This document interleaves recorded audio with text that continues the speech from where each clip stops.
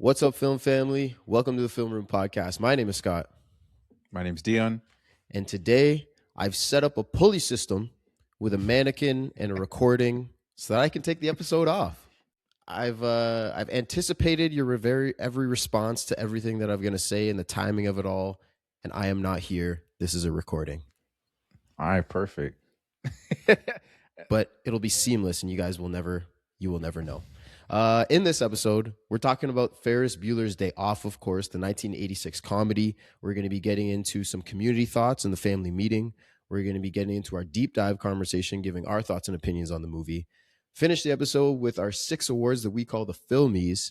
But before all of that, we always got to salute the general and give our general thoughts. General thoughts. Dion, you picked this movie to go into our March Madness tournament. A little more on that later. Why did you pick this movie?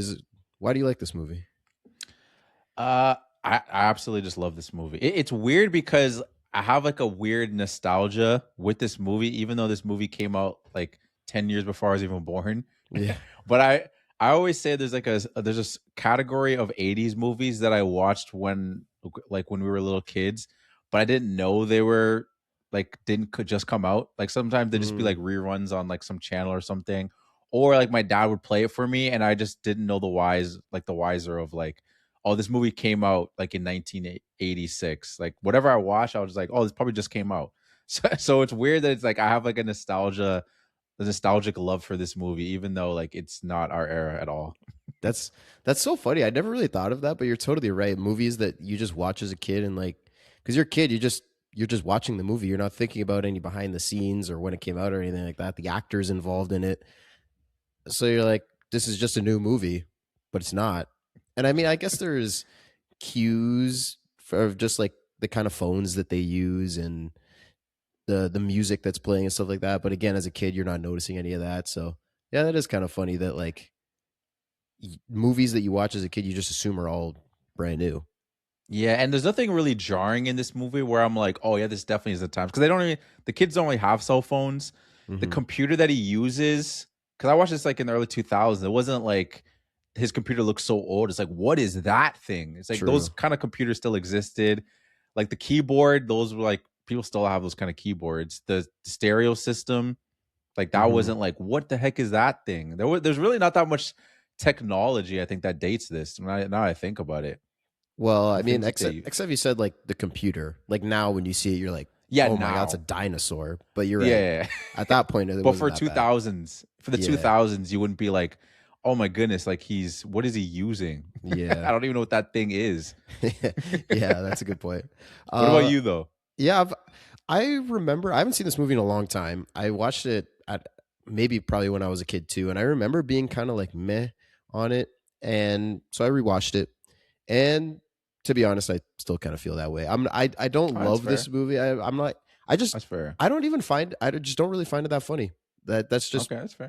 there's definitely some funny stuff in it. It has its moments, and it does Mhm. some fun stuff with like the way he's talking to the camera, and there's a lot of great needle drops and stuff. So I think the tone really works too. Like there is a lot of Mhm. good stuff in this movie, but I don't know. I kind of watch it and I don't find it that funny. Maybe it's just me. That's fair. It's funny because I have and maybe again this goes back to the nostalgia thing because I watched it as a kid, but then you probably also, I don't know if you like kid, like what, high school, elementary school. I can't even remember, to be honest. It was a long Okay. time ago though. No, it's fair. But yeah, I have a very opposite opinion. Like I thought it was really funny when I was a kid. And again, like the jokes, I feel like the jokes still aged well for me enough. And again, is it that mix of like I laughed as a kid? Well, actually, no, that's not always a thing. Because you might like you laugh at something as a kid and you watch it again. I'm like, yeah, it's not really funny. But I find it funny. I find it entertaining. I like how it has like this underlying message under the comedy of like, kind of like seize the day. You know what I mean? That's basically what it is. It knows, the movie knows what it is. It doesn't take itself too seriously, but it has this kind of like arc in the background of Cameron. Like that's kind of like the one like thing that's going on in the movie where you kind of see that character goes through something. And I remember at the time as a kid, like and we'll get more into the deep dive of just kind of seeing Cameron go through that and kind of being like, oh, good for Cameron kind of thing. Yeah. So it's a movie I really love. Yeah, you're right. Cameron's definitely like the heart of the movie. Like you kind of see where he starts. We get all this background about his parents and stuff, and we're gonna get all into that into the deep dive. But yeah, like he has a very gratifying arc. No one else really does, but I mean, it's a comedy. Like most Yeah. comedies, the characters aren't really that deep. They're not really meant to be. We're just supposed to have fun with it. I think there's a lot of like charming bits throughout the movie. You know, like the constant presence of not getting caught. You know, like Yeah. there's, he's coming close to running into his dad all the time, and his mom coming home and all this stuff. The whole like save Ferris thing, that's kind of fun. Yeah. Whereas just No. like it progressively throughout the movie is just getting worse and worse. It's like he's just getting closer and closer to his death. Like it starts out, oh, I heard he's kind of going through it, and then like the cops are just like, hey, everyone here is really pulling for him. And it's just so funny because this movie takes place in one day, and all Yeah. this stuff goes on. It's like, how did this get through the whole city in one day? It doesn't make any sense, but it doesn't have to. It's a comedy. That stuff's And fun. that bit is hilarious. And also the just the fact that like this is the longest school day ever. They do so many things. And I'm like, how long is this? When did they start doing these things? But it's not like they started doing it before school, because kids were already established in school before they even started doing things. Right, before they break Sloan out or anything like that. Yeah, and like how shortly were they at that baseball game? Why is there a baseball game happening in the middle of a school day? I thought that too. I was watching with Alexis, and I was like, I thought I was like, maybe this is going to be my lazy award for just not going through the right research or whatever, because like this doesn't make no sense. Why is there a game in the middle of the day? And then she was like, no, they totally do it. She looked it up. She's like, see, they do it all the time. And I was like, oh, so that's during just the a real school thing. year too? Yeah. Damn, that really shows we don't watch baseball. Nah, exactly. I mean, they have 162 million games, so like they just gotta wedge them in whenever they can. But to me, that was just dumb. Like, what? There's so many less people that can watch the game because people are at school and work and stuff. Why are you doing that? Yeah, but the game was still packed. Yeah. That is a fair point. I always think about like day games. I'm always thinking about the summer, because like baseball is just starting up like now in real time. Like, well, it's been going for a bit. But I just know people that was going to afternoon games, and like if it's an early game, it's the summertime or it's the weekend. So yeah, I was thinking that too, where I was like, yeah, clearly I'm not watching baseball because I don't know if this actually happens or not. I didn't think so either, but it does. So we were wrong. But let's get into the family meeting, Dion. Let's get into it. I don't have friends. I got family.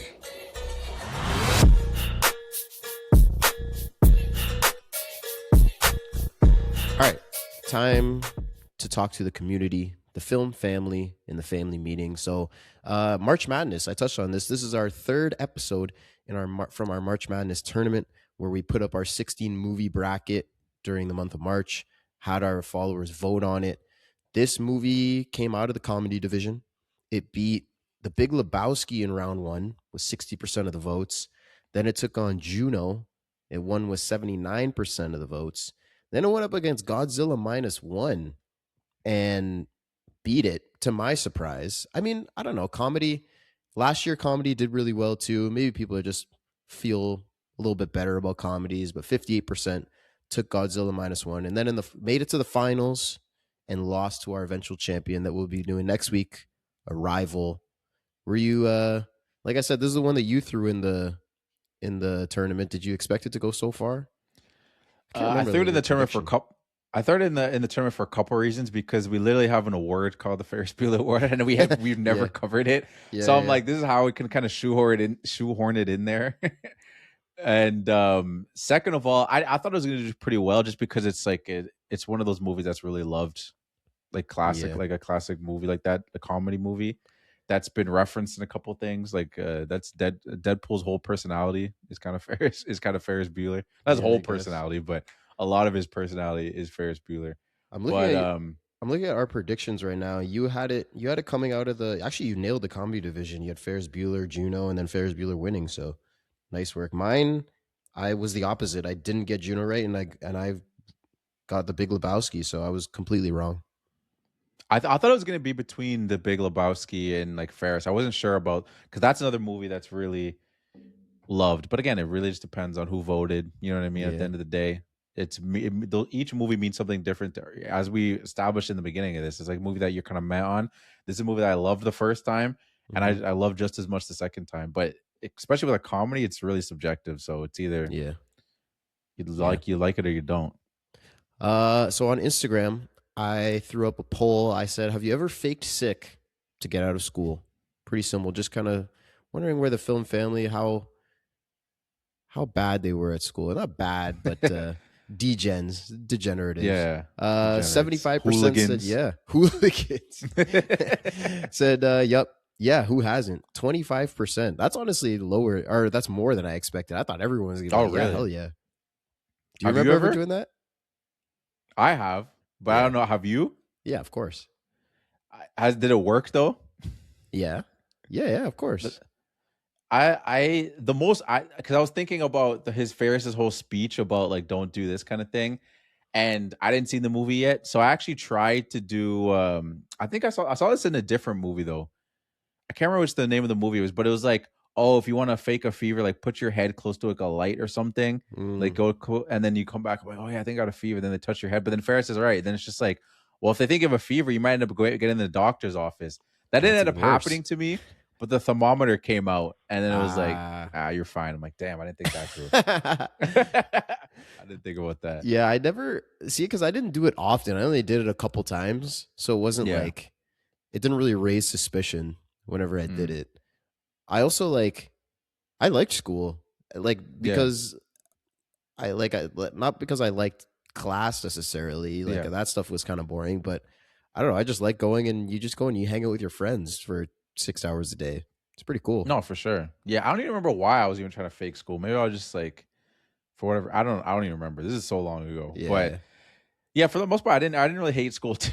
It's the depiction of school in this movie is hilarious. But because it wasn't that, it almost kind of felt like a college too. Like when they pick up Stallone, I thought I almost forgot. I was like, wait, was she in university or something? Was she like a year older? That looked like a university classroom. Yeah, but I mean, that's a big lecture hall. You got Ben Stein in there, just all right, people. The tariff count. It was kind of interesting, like hearing them talk about tariffs in the school. I was like, wow, that's kind of ironic.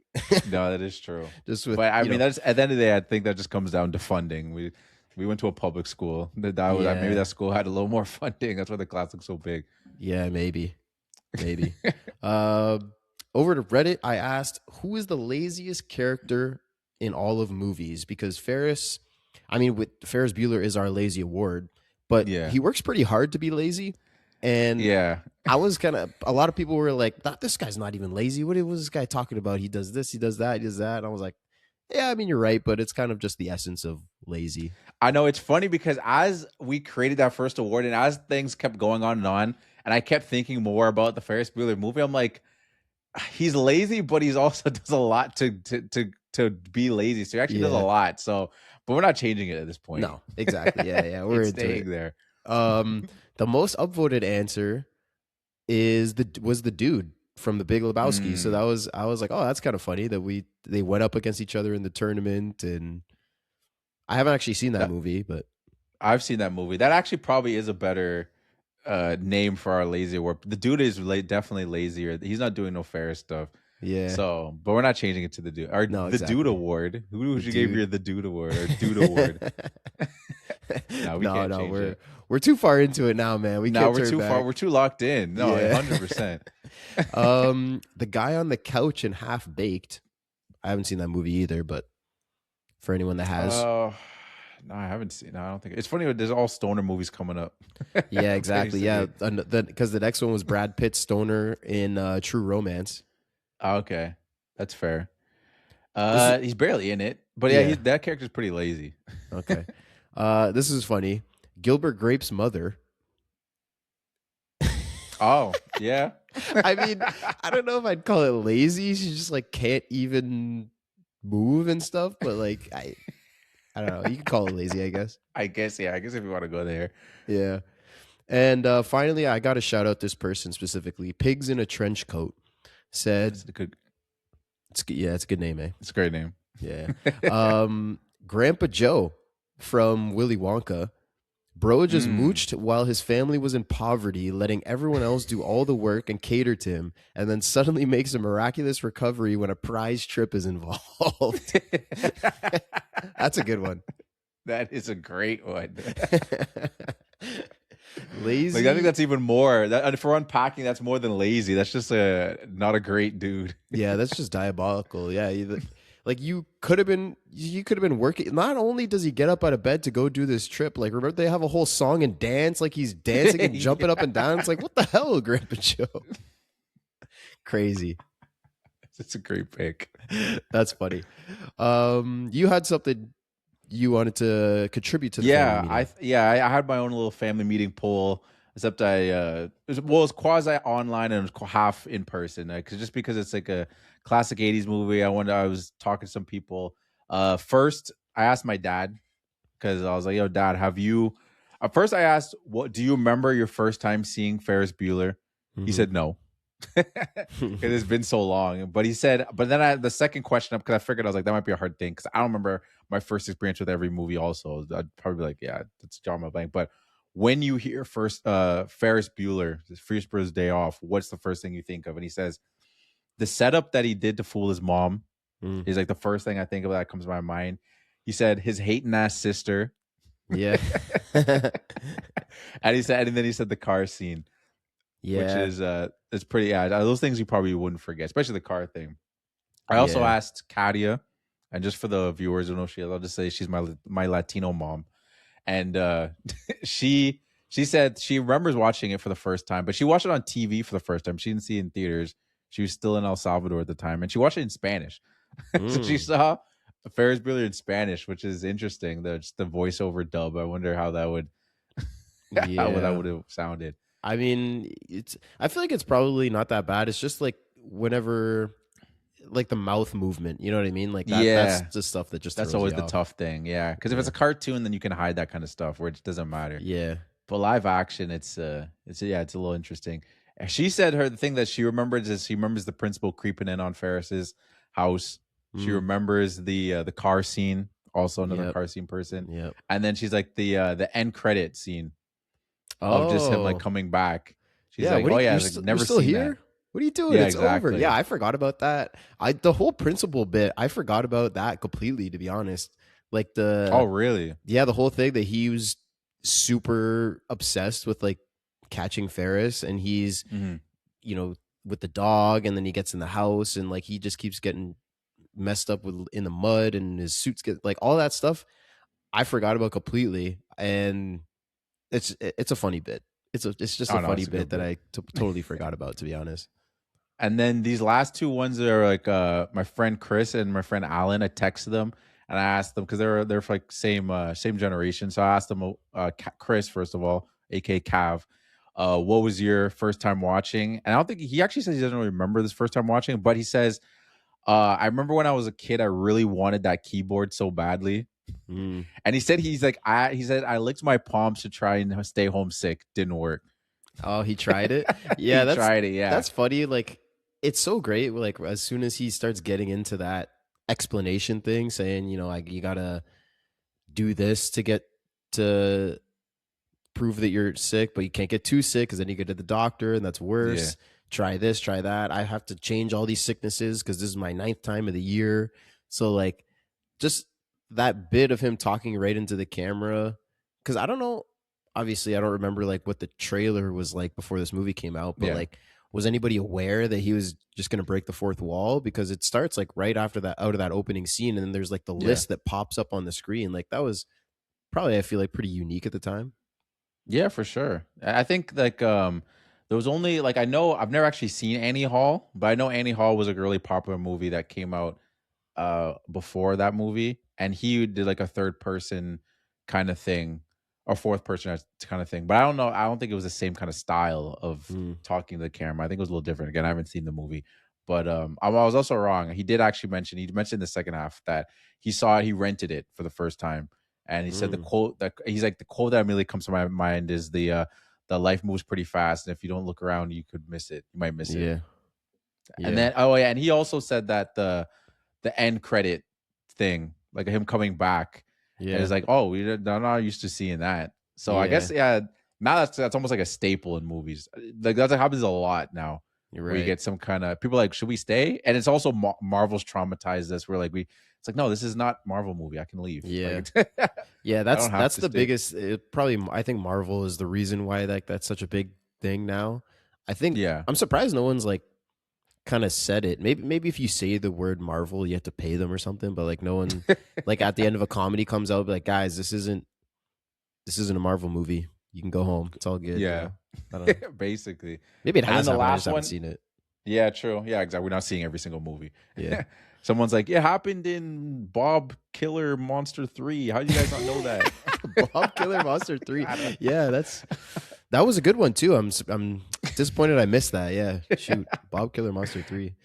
And then last one is Alan. He says, he's like, I remember I rented it on VHS, and he's like, I think he's like, there's so many scenes that come to my mind. And he said Cameron impersonating Stallone's father. Like that's something that immediately comes to his mind. He thinks about the greasers, like the two grease monkeys he called them, that steal the car. Ferrari and go on like a little joyride. And what's it called? He just like John Hughes was brilliant, just like in that era. Like he was had a generational run, to be honest. Like he was just throwing out bangers. Yeah, honestly, well, I guess I wouldn't say I forgot, but I wasn't familiar with your game, John Hughes. So like because I saw that it was his name, and then when I started doing research for the episode, I was like, okay, I normally look into the directors, see what else they did, but yeah, this guy like with freaking, he didn't direct and write all of these, but he wrote almost all of these. But like Breakfast Club, Ferris Bueller, obviously, National Lampoons, Home Alone, Yeah, Plane, Trains, and Dennis the Automobile. Menace. Yeah. Weird Yeah. Science, another big one too. Like I know that movie's really popular. I didn't know he did that. 16 Candles. Like, yeah, there's a I remember I was looking back, I was like, yeah. Flubber. Yeah, he was good. I mean, not all the now we're going to a little lower territory, but yeah. Well, yeah, But- we named off all the top tiers, and then those are still hits. No, for sure. It went from classic. It almost like those are classic teen movies. Those last couple ones were more like little kids, like the one talking with the Dalmatians and Flubber and stuff like that, and Dennis the Menace. Yeah, that's true. I remember Dennis the Menace. I don't know. That was one that when I was a kid, I liked same for whatever reason. Yeah, like I don't know. I feel like it probably doesn't age well. Probably not. I don't know how much enjoyment we would take from watching it now. Same with Flubber, because I messed with Flubber when I was a kid. Yeah, I loved Flubber. That was also probably Robin Williams had a lot to do with that, I'm sure. Oh, 100%. Yeah, 100%. So like the writing of the movie, but it's always a collaborative effort. But that's it. That was my last. That kind of it's a question that I had for the deep dive, and it's kind of what you were just talking about. So I'll ask you right now. Was like, what was your favorite activity of the day? Like they go to the lunch, and then they go to the parade, and they go to the museum. Like they do all this stuff. Like either what's your favorite like that you would have liked to have done if you were in that situation, or also just like from the movie's perspective, like this was the funniest, or you just enjoyed this one the most, That's a good question. I think the most fun looked like the parade. Just the atmosphere, just seemed like everyone's just letting loose. So in that sense, I'm like, yeah, that would just be fun to be in that atmosphere.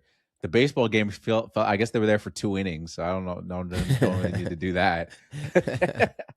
And I don't really, like the restaurant looked kind of nice, but I was like, I don't know what, I didn't even really remember what they ate. So like, it's not like, oh yeah, that's true. Yeah, I'm not really messing with pancreas like that. Actually, I read that was a scene that they cut out, was them like ordering, and they're like, what? Like, because it's a French restaurant or something. They're like, oh, what is this? And then they say it's pancreas. Like, pancreas? Like, what the? That's this. Yeah. So like, that's just a part of it that they had cut out of the movie. But another thing about the parade too, like kind of like the baseball, I was like, why is there a parade in the middle of a school day? Yeah, no, that is fair. I actually did look it up though, and apparently that's a real parade that does happen. Yeah. It's a real parade that does happen, and that parade was actually happening during the filming of the movie. And they're like, oh, can we like get ourselves into that parade? But it's a good point. I don't know why that parade is happening during school. Yeah, I mean all the stops during the day, like. I mean, like I said, I'm kind of meh on this movie. So like, yeah, because like a lot of them, nothing really happens in most of them. They're just kind of like going through and like, and I mean, it's not a plot heavy movie. It's a comedy, right? But to me, like as it's happening, I'm a little bit bored by it just because I find like I'm like, okay, they're at a baseball game. Okay, Yeah. they're at this stock exchange place. Okay, they're going through the museum. They're like, but like there aren't any jokes to like keep me entertained. So I'm just kind of like, Yeah. okay, I'm just watching them. Like, I know they skip school, so they're doing all this stuff, but like, meh, that's me, Yeah, though. which is fair because again, you're bored because it's just not funny to you. You know what I mean? Like, Yeah. and that's fine. Like, because I have the exact opposite feeling of that. Like, I rewatched this and I have like so many notes on like all the points that I loved from it, and like there's a lot of the jokes that hit for me. Mm-hmm. And again, comedy's subjective. Some people walk into like I think of some movies that are like very niche into their comedy. Like if you're talking about like a Napoleon Dynamite or something, some people are like this shit is so cringe or like this movie's not Yeah. funny at all. Some people love Will Ferrell. I don't really like Will Ferrell. I love Adam Sandler. Some people, my mom says he's not funny at all. She's like, I don't like his movies. So it's like that will just completely change your opinion on the movie. People are like, oh, Step Yeah. Brothers is the classics. Oh, like I hate some of like I hate that movie. Or like, Yeah. oh man, this movie's so funny. I was like, oh yeah. It's like, oh, I love the Marvel movies. Oh, I thought they're all garbage. You know what I mean? Yeah. So it's just like it True. all really is subjective. So I will say though, my favorite movie wise for the stop was probably the lunch. I think just Okay. like the interaction with the host to get in, that stuff's funny. yeah. That's Yeah, like yeah. he's like, who are you? You guys are not getting into this place, this super high fancy place, and they do this shit on the phone where she calls, asks for the guy that he's pretending Yeah. to be. Like all that stuff is great. His dad is also there. They just miss each other in the bathroom. Like that's a fun little thing. So like I like the lunch. That was probably my Yeah. favorite stop. No, that's a good spot. That's also just kind of like a funny bit too of like the always almost getting caught, where it's Yeah. like the dad is like, "Wait, did I just see?" And then he like takes a second, looks back, and then it's just like either he's gone or it's someone else. Yeah. The Stallone thing, I feel like should have been kind of like a wait. Why aren't you in school? Like that's Ferris's girlfriend. She's out, not in school, and Ferris is supposed to be sick at home. She's random, or does he Yeah. not know her? Like I don't know how long they've been dating. I don't even remember.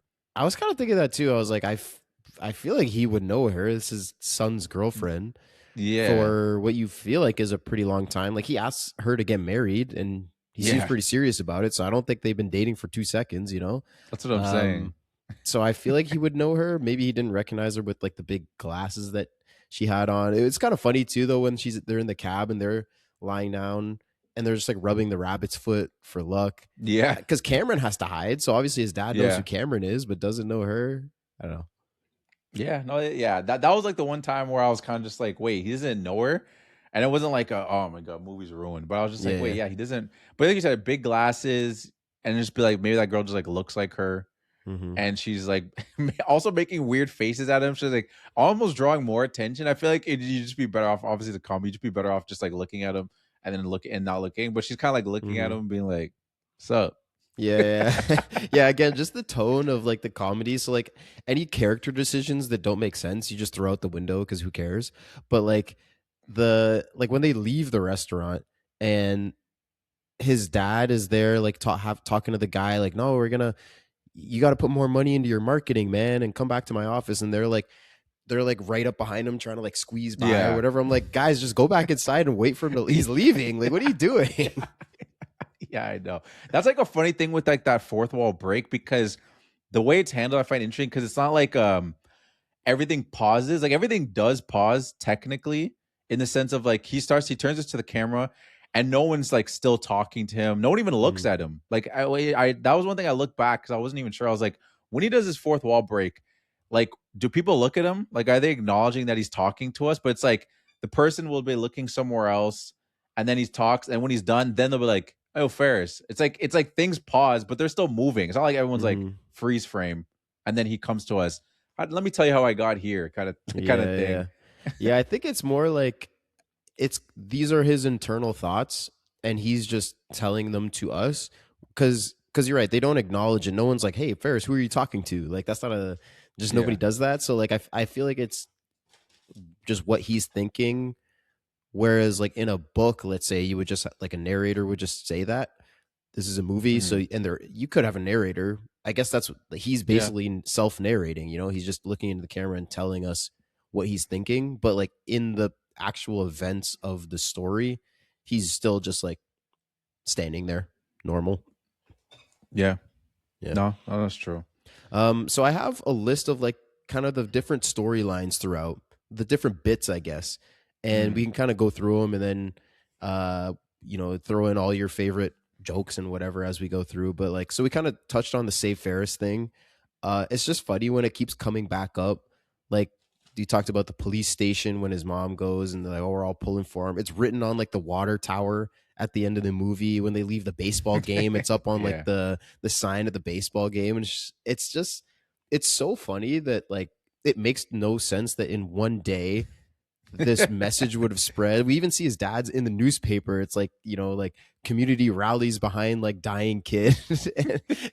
But it starts here where it's just like, oh, Ferris, I heard you're kind of sick, and then it's like, oh, we're starting a GoFundMe, or we're starting to fundraise for Ferris getting a new spleen, and then we're like, it just keeps getting bigger and bigger. That stuff's great. Yeah, and his sister just gets more and more irate as it keeps going. Like, again, nobody knows anybody apparently. Like, I don't know how popular his sister is, but that dude's like, hey, you want to donate to Ferris? I'm like, it's literally her brother. Yeah. And he's like, one day you might need something from Ferris. I'm like, all right, I guess people don't know her. Yeah. Like, true. You think if you know Ferris, you'd assume you know that he has a sister and that goes to the same school. Right. I don't know how big that school is, but that's the thing is, well, I mean, you were talking, it's like a university, so it's probably a big ass school, but you're right. If they're at the same school, you would think that you would know that. There's something though about, I guess, this bit and just the movie in general that I think is probably a big reason why I don't like the movie as much is because that whole thing, like the whole Save Ferris, really hinges on everyone loving him. Like the secretary at the school, at the principal's office is like, everybody loves this guy, and I just don't find him that likable. So like I find he's really selfish. Like the Sloane and Cameron, they don't want to do a lot of the stuff. He's like, Cameron's like, oh, my dad loves this car, we can't touch it, we can't do anything. And Ferris is like, screw it, I'm taking it, I'm driving. And like, he carries himself a little bit. Like, I feel like he thinks he's better than everyone. Like when Sloane's trying to race back to the house and he just looks at her like, nah, I'm not going to get caught. I'm Ferris Bueller. I'm just like, oh, yeah, I don't like him. That's fair. And it's funny you say that too, because you like Marty Supreme. Like, you like that character. And I feel like the moral compass of those characters are not that far off. Yeah, but I don't think Marty's probably worse. Yeah, but I find I like Marty because he's entertaining, not because he's a likable guy.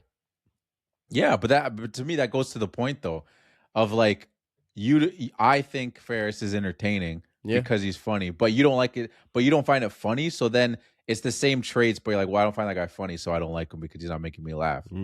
Yeah, I guess. Pretty much. But I see your point though. It's not. I feel like it's a mixed bag because he does come across selfish, but like if he wanted to, he could just have that day off by himself. Like, he doesn't have to necessarily bring those two in with him. Yeah, and I mean, I see the point of like Cameron, because at the end of the day, like in the car scene when the car gets broken and then Ferris turns to Cameron, he's like, just tell your dad that I did it. So that's a big thing where I was like, okay, that's not selfish, right? He wouldn't do that if he was. So like, there are things that take away from that. You're right. I guess like part of it is just that he's not like entertaining me, but I think like the movie is telling me that he's super likable because everybody loves this guy and I'm not seeing it. So that's just something that like, you know what I mean? Like the movie's telling me I have to like this character and I don't. Yeah.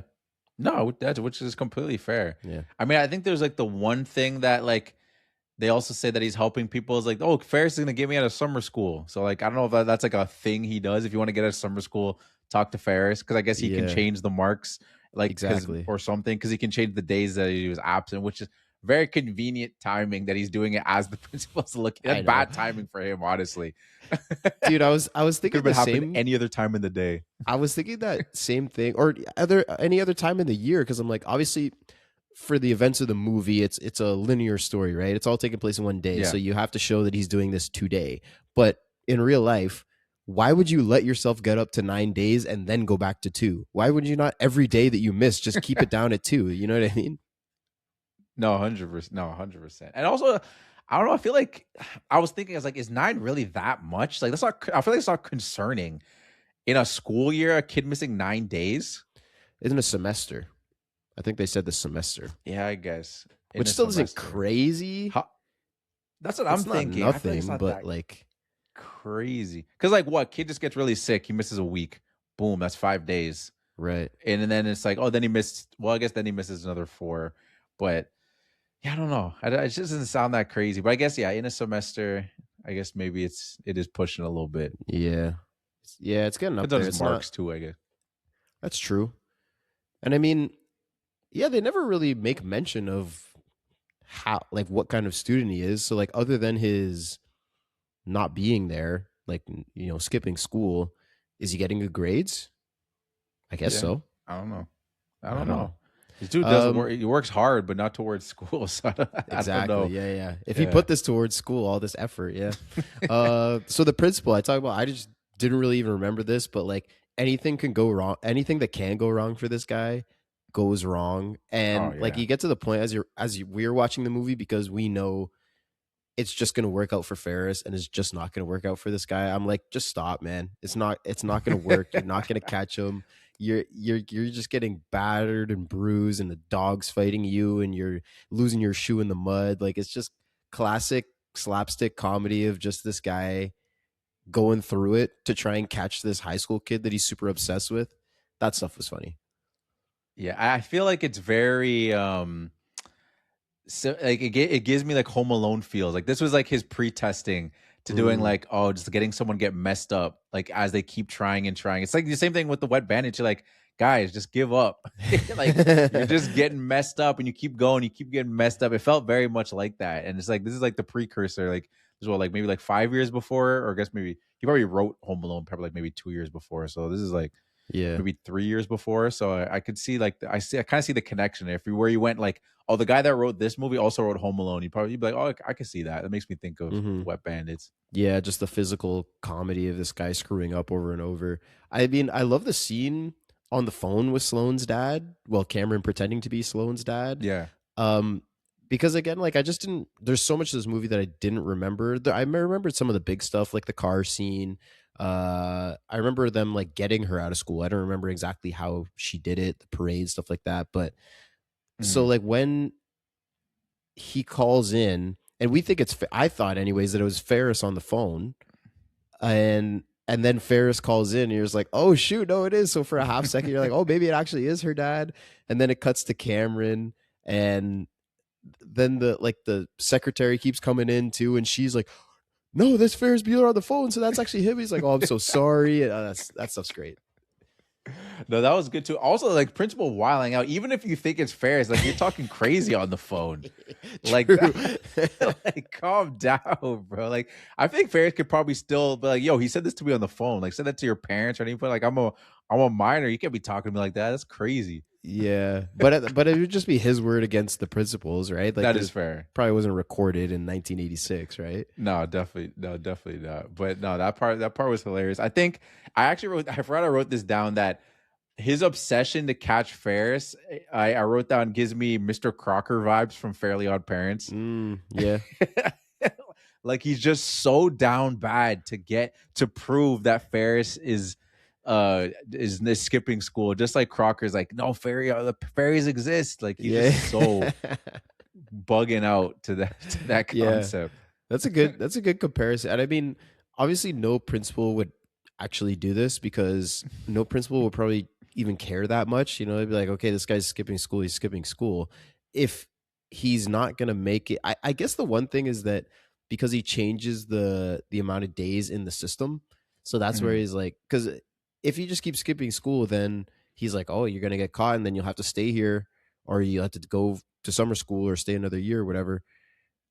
So go ahead, skip school. You're gonna face the consequences of it. But he knows he's not gonna face the consequences of it because he changed the days. So he's like, nah, I can't let him get off scot-free. I gotta get him. That's funny with Mr. Crocker though. Like if only there was a point of him like Ferris Bueller, like doing the. There's not three words though. What would it be? Ferris Bueller skipping. Yeah, no, something like that. But it's funny too because like the principal or like the dean of students, which is like, is that not just a principal? Oh yeah, I kept writing down principal, but you're right. I think he did say maybe like I feel like he's maybe just saying that to make himself feel more important, but he's actually just the principal. That's what I was thinking too. Like, I don't know if that's like an American thing or not. Yeah, I don't know. Like, I actually would not even like it. Maybe like no, I don't think so. I think it's a principle. I think it's a universal. I could be completely wrong though. I don't know if you know. No, I think he's just the principal, and he was saying that. Okay, yeah. I No, do think for it's sure. funny though, like when he leaves the school to start like chasing after Ferris at his house. Like it's a really quick shot, but like so he's running down the hallway and then he walks, and then he runs down the hallway and then he stops and walks like in front of the doorways to the classrooms just so that nobody sees him running in the hall.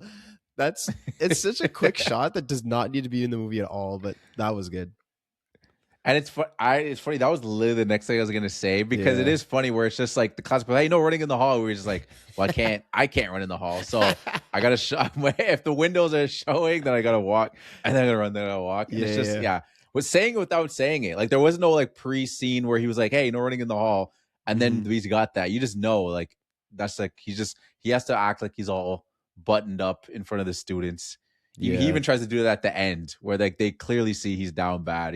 True. Yeah, we can give you a ride on the bus, and he's just like fixes his tie. I'm like, dog, you're like your pants are ripped, you're bleeding. You have no shoes and like 100%. Yeah. But that's that physical comedy. The physical comedy totally works in this movie. Oh yeah. But like so he gets to the house and he orders like the flowers to the house, and then he like knocks out the dog with it. I was like, that's a crazy thing to do. Like that's what I was thinking.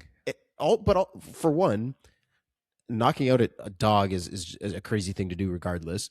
But two, like, why would you the first thing that came to your mind, okay, like I need to KO this dog, let me order a vase of flowers? Why wouldn't you just get a rock or something? Well, no, he didn't order those flowers. Oh, those are flowers that got sent to Ferris. Oh, that makes more sense. Yeah, you're right. That makes sense.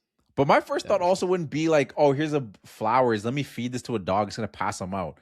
How do I know? What if it kills him? I wouldn't give some random dog flowers, being like, oh yeah, these flowers are what make dogs sleep. Like I don't know that. See, I was wondering though, is it that? Is it like a poison thing, or was it like a physical thing of him like throwing the vase at the dog's head and knocking him unconscious? Oh damn! Because we just see the dog lying there in a broken vase. Like I wasn't sure. That's true. I didn't even think that's a lot darker. That's what I'm saying, bro. That's crazy. An off-screen freaking that's crazy. If that's the case, thank God the dog got his get back, man. Yeah, true. Yeah, but either way, like you're right. You could have killed that dog with if it's like a poisonous flower thing. That's what I was watching with Alexis. That was her thing. She was like, oh, "How could he do that to the dog? You're gonna kill the dog. That's so mean." No, that's messed up. And like, what was his plan? Like, as I was thinking that too, like as he got into the house, I'm like, this is breaking and entering. Like, I don't know what you think this is gonna be like. Oh yeah, I proved he was faking sick. So you broke and entered in a kid's house to prove he was sick from school, sir. Like that's gonna hold up in court or in front of police. Like, and even if he did, say he goes into the room, opens up the door, sees that it's a dummy in there and like a pulley system, whatever. Then what? Like, does he bring? Who does he bring? Does he have to bring the police over to prove that, or like, does he take a picture and like who is he proving this to? Like, if you have proof that Ferris is skipping school and the day like he should be held back, do you bring this to the school board and get like what do you actually do next? No, that's a good point. I'm assuming what he would do is that he'd call the parents, but then they'd be like, wait, how do you know? I'm in your house. I just have a feeling. Yeah, I just have a feeling. It's like, and why are you calling from our house phone? Right. Yeah, I just have a feeling. Yeah, wait, he did do that, didn't he? Didn't he call his mom, Ferris's mom, and be like, he's skipping school, and she's like, no, he's not. He's sick. No, but did he? Oh yeah, no, yeah, you're right. Yeah, he did. He did. Yeah, you're right. He did, but he didn't do it within the house. Like I'm saying, if he actually got the proof and being like, "Oh yeah, Ferris not here," calling, and they'd be like, "No, he's home. I saw him." Which that's another thing with the parents. They're so laxed. Yeah, with their checking up on Ferris. But yeah, and like so at the beginning of the movie, at the very end, when they're in his room, like checking on him, right, and like he's just so. Like, why is he being such a baby? Where he's just like, "Oh, I feel so sick and." Thank you, mommy. And I'm like, this guy's a senior in high school. Like, why are you like, why are you doing this? Like, there's no way he's like this day to day. So does that not suspicious when he just starts talking like a baby? I was thinking the same thing too, that I forgot how old the characters are supposed to be. So like in retrospect, when I was like, this guy's supposed to be a senior in high school. Why is he playing? Yeah, why was he playing it up like a baby? Obviously, I get it, it's like a comedy bit, Right. but like as the parents, which again, the parents are they're just there to be just generic parents that love their kid. But it's just funny in itself. I'm like, wait, why is this dude this almost like a grown man turning? I don't think he's 18 at that point.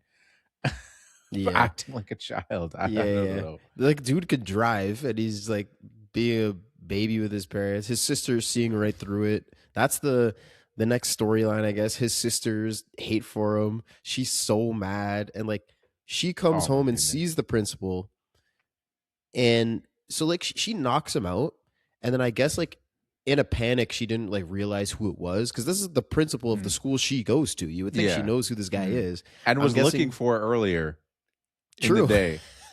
Yeah, true. My guess is just that, like, with the panic, you know, she just like saw a Yeah. guy, punched him, and ran upstairs, so she didn't realize that was him. That's fair. She calls the cops and says, like, oh, Oh, yeah, this there's is an crazy. intruder in here. They don't show up and get her in trouble for making a phony phone call. But it wasn't. There was an intruder in the Yeah. house. Like, what the? Why did they not come to the house? They just immediately Yeah, knew it was fake. That's wasn't lying. insane. Yeah, that's what I'm saying. That's what makes it insane. Like, what? It's like, what if it actually was real? There's a man in the house. I'm scared. I don't want to get attacked or something. And they're double. Really? Are you really? Yeah. Is there really someone? Like, Yeah.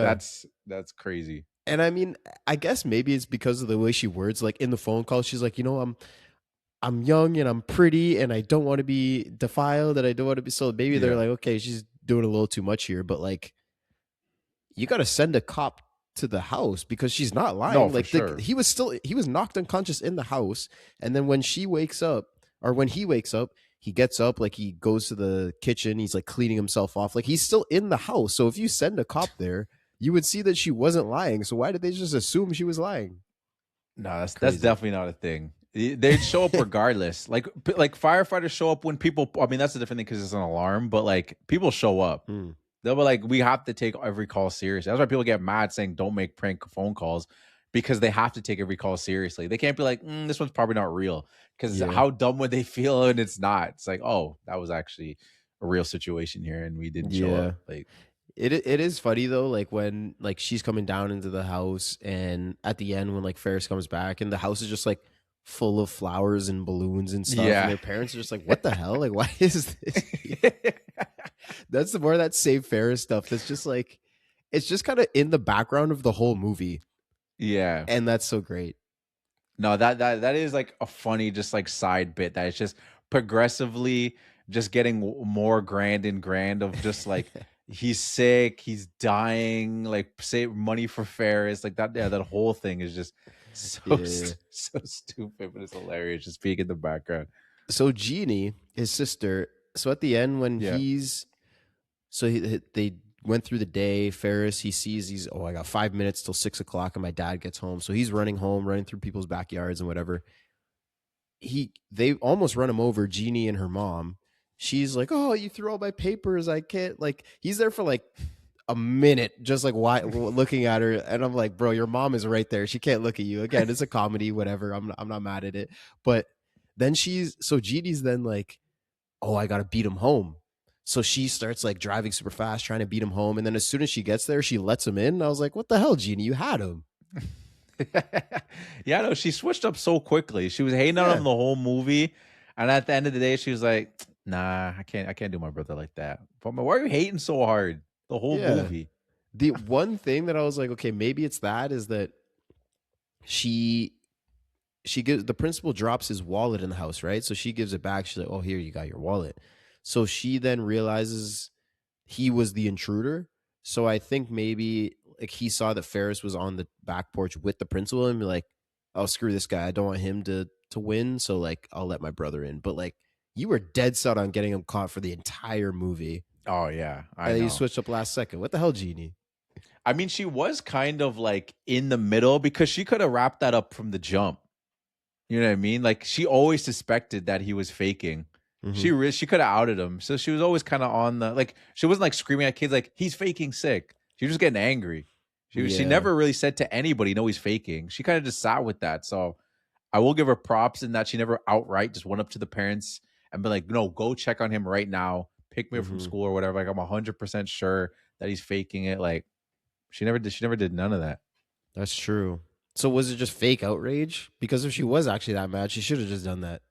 No, for sure. But she never really did. So, but she definitely let her blood boil the whole movie. Just every time her brother's name got mentioned. Yeah. Then so Cameron's storyline, his arc, like we talked about, it's like the emotional heart of the movie.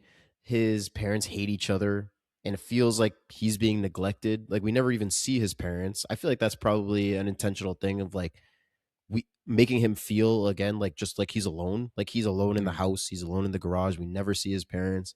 His dad just loves the car. And he doesn't have to like fake sick or like a death in the family like Sloan. Like they both, Ferris and Sloan, have to do this whole fake thing to get out of school. Cameron just skips school. So like that's another way to just be like, this guy did, like no one's checking on this guy. He's totally alone. So like you really feel for Cameron. So when the his arc comes around at the end, like he's way more likable to me anyways than Ferris. Yeah. No, for sure. I mean, I'm rocking the jersey because of Cameron. I Nice. don't have a Red Wings jersey, but I was like, what jersey can I wear? It's red. So in salute to Cameron. But no, I agree. And it is an interesting thing. And that was one thing, because I haven't seen this movie in a while too. I was like, do we ever see either of his parents? And then as I watched the movie, I was like, oh yeah, I guess you don't see his parents. And to your point, it emphasizes the fact that like, yeah, he's just like kind of like alone. He has friends, but like when he goes home, there's not much of a presence there. Yeah. And I mean, it's just, I feel like his house too, like it's obviously like a super rich, like modern house, but like it feels cold and empty. And I mean, Ferris even says it, like if you go to his house, like it's just so cold and it's like a museum. You can't touch anything. Like everything's got to be perfect. When we see him in his room at the start, like the blinds are down, it's dark. When Ferris wakes up, it's a bright sunny day and everything. So like they're literally the same day, but they just want to show us him being depressed. So like you really feel bad for him. And then when he starts to come out of his shell, like when they're driving the car and stuff, and then the whole car scene at the end when he's like stands up for himself, like you really feel gratifying about it.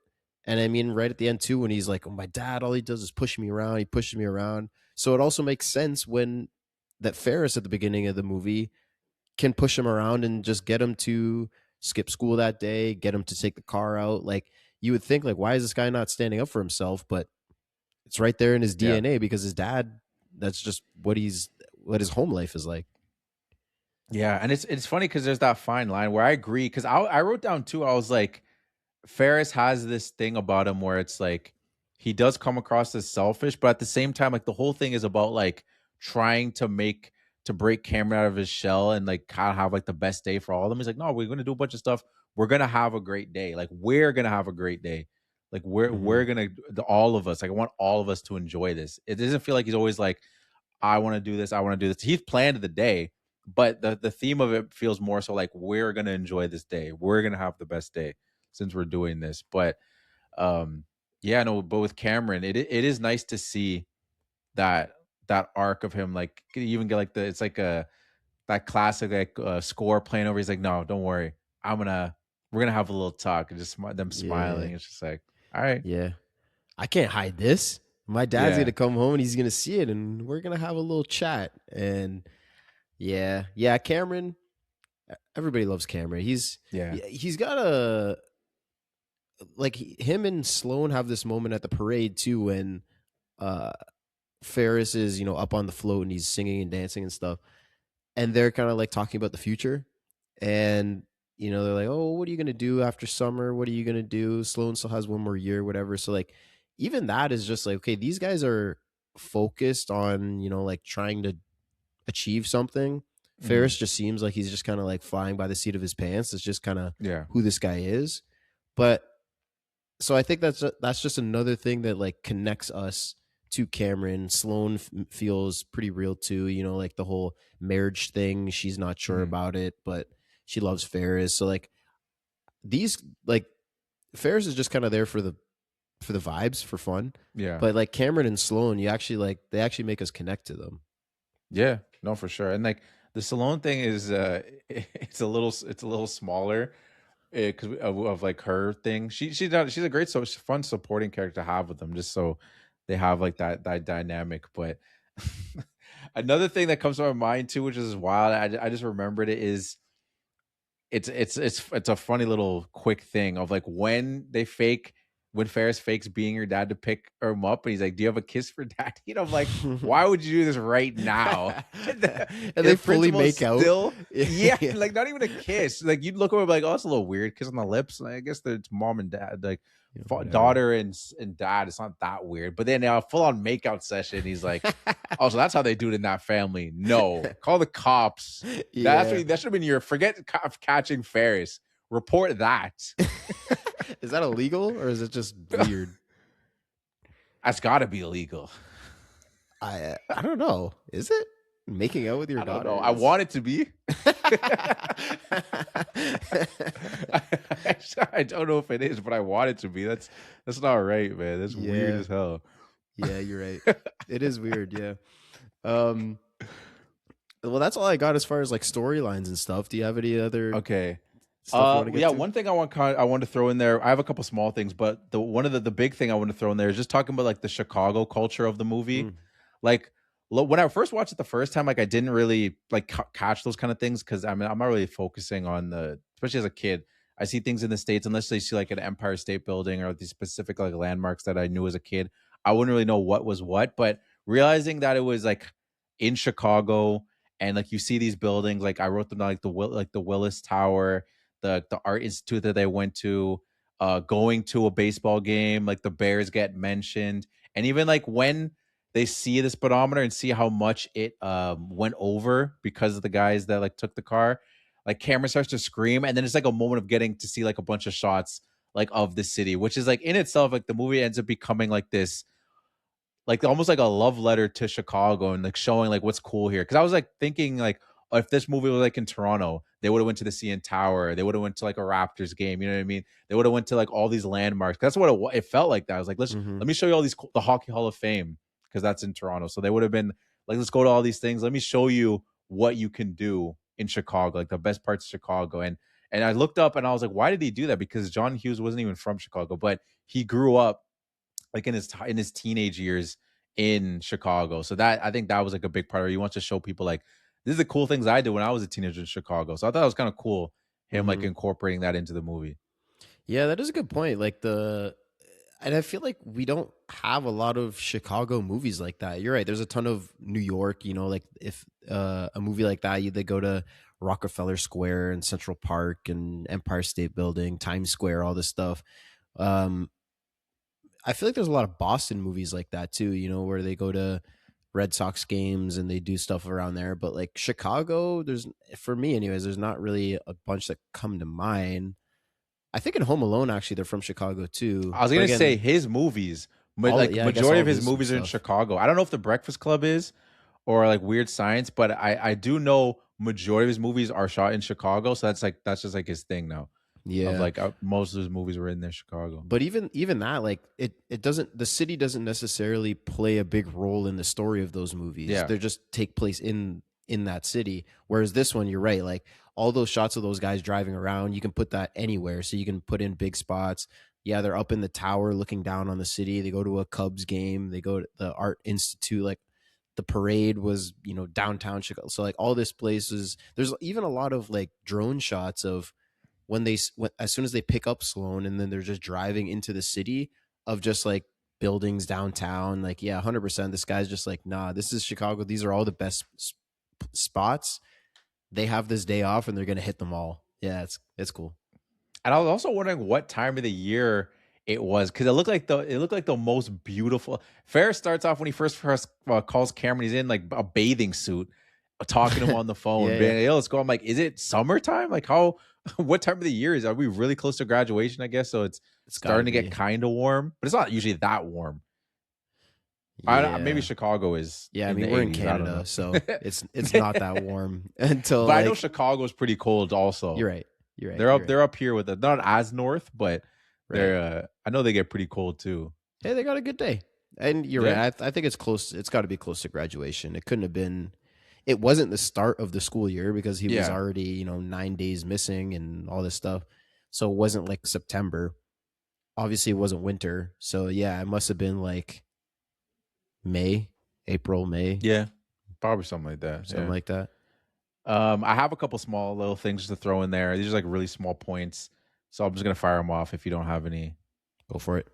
Okay. The first thing is it's a stupid bit, but I found it hilarious when he's playing the clarinet and it's like awful, and he's like, never had one lesson. I don't know why that shit, it's so stupid, but I forgot he did that, and I was like, I don't know, that's funny to me. Okay. This is like a Easter egg that's not really an Easter egg, but in his room, when like they first show the room, he has like a trench coat sitting in the corner and a hat, and like he ended up being Inspector Gadget. So I was like, oh, like that's the Inspector Gadget fit. Yeah. But that movie didn't come out for another like 12 years. But it's like, oh, that's kind of like a weird lore thing that kind of worked out. Well, I think because isn't that the trench coat and hat that he wears when he picks up Sloane? Yeah, no, it is. Another thing that I thought was kind of funny, this is just like more so just like why didn't they reshoot this or do something different? When he's in bed, like obviously Matthew Broderick is not a teenager in this movie. He's a little bit older. He's probably like in his mid-20s. He has the strongest 5 o'clock shadow when his parents are first looking at him. I don't know. I noticed it's so heavy. I was like, it looks like he hasn't shaved. He's so dark. But for the rest of the movie, that's never a thing. I'm like, why didn't they just reshoot that? It's just a small thing I noticed. Go back and watch the beginning. Oh, wow. I never noticed that. So like at the very start when his parents come into his room and he gets out of bed, he's got a beard? Yeah. He's lying there. I'm just like, this looks like a grown man in bed. But then throughout the rest of the movie, you don't see that 5 o'clock shadow. I'm like, I don't know if it was like the lighting that was just very apparent that this is a grown man that shaved. This isn't a teenager. I mean, teenagers can have beards, but I don't know. That was just something that was so apparent to me, and I wrote it down because I was like, I don't know. I did not notice that. That's funny too, because then he would have been speaking like a baby with a beard. That's what I'm saying. That's why it was so apparent to me that I was like, this looks really weird. Like he's doing this baby talk, and I'm seeing the 5 o'clock shadow. That's funny. Yeah, I did not notice that. Huh? I'll have to go back and look. Yeah, we have the quick little Charlie Sheen cameo. I just want to throw that out there. Yeah. And then this one is just like a funny Google search for people. The car guy that was ended up like taking the car. I thought he looked like Andrew Schultz's character in this new Street Fighter movie. So that's a little Google research for everybody. Type in Andrew Schultz Dan. Look at that character, and then type in car guy Ferris. And it's uncanny. It looks like you doing it right now. Yeah.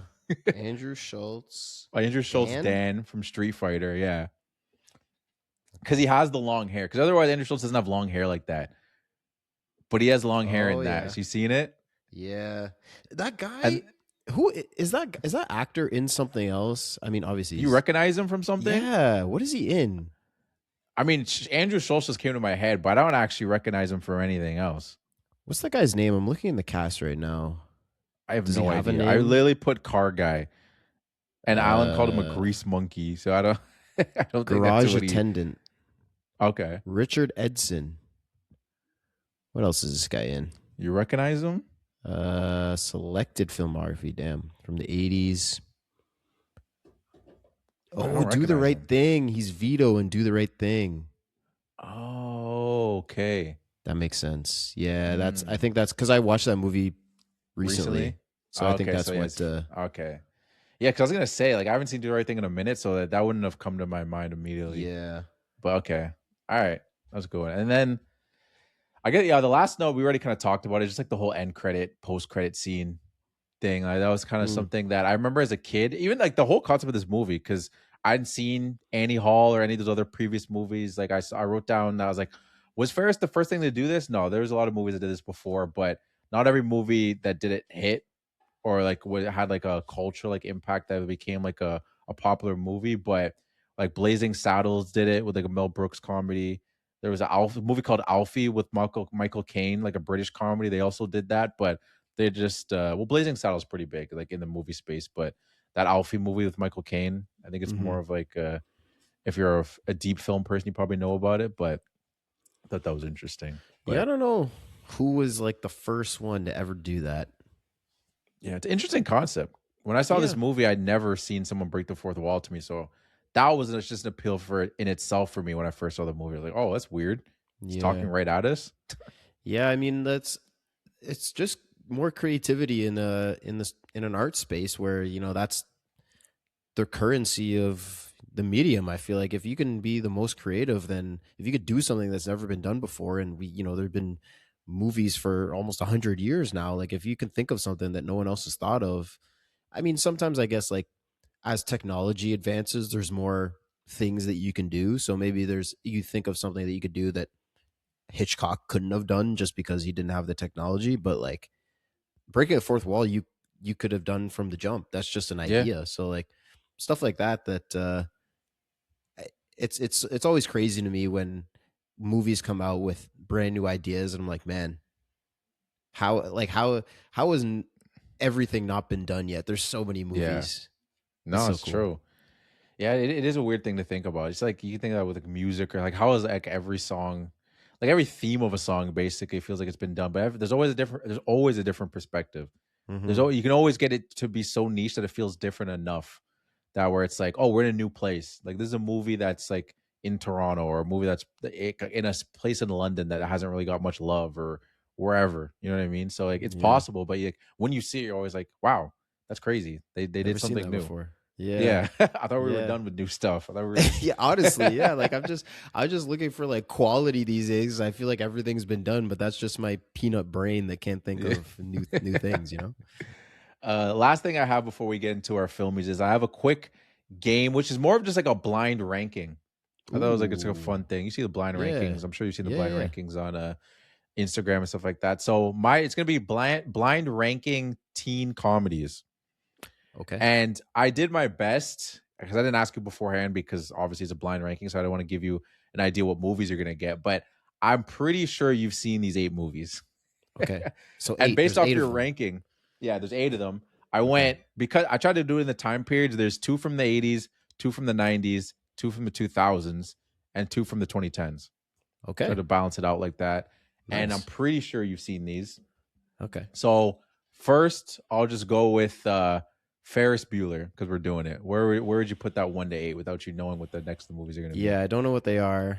As I've been saying, I'm kind of mid on this movie. So 8 might be a little disrespectful, but something has to be 8. Yeah. You can put an 8 if you want, if that's what's in your heart. I'm gonna go 7. I mean, I feel like there's gonna be something that I don't like as much, because I don't hate this movie. Okay. So I'm gonna go 7. All right, next one, Kick-Ass. That's a funny movie. I don't. It's not like my top favorite movie though, so I'm gonna put that like kind of in the middle. I'll go 4. I'll go 4. Okay. American Pie. That's a funny movie.